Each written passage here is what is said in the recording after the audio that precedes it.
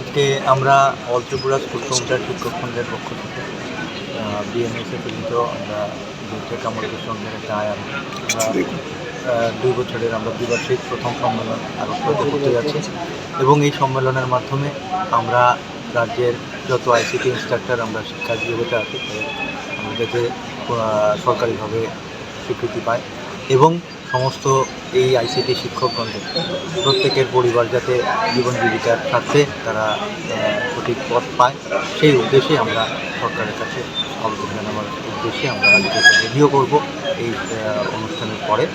আজকের মেইন উদ্দেশ্য আমরা রাজ্য সম্মেলন পুরো সমস্ত রাজ্যে 1079 জন আছি কম্পিউটার শিক্ষক। মূল দাবিটা কি থাকবে?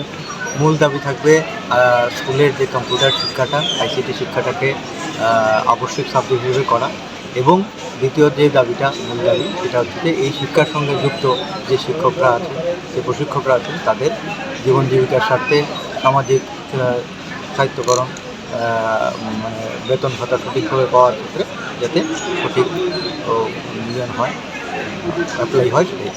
এর আগে এই বিষয়গুলো নিয়ে সরকারের দ্বারস্থ হয়েছে অনেকবার আমরা সেই বিষয়ে দ্বারস্থ হয়েছি বিভিন্নভাবে বিভিন্ন জিনিস দিয়েছি আপনার মাধ্যমে পাঠিয়েছি। আচ্ছা, আপনার পরিচয়টা?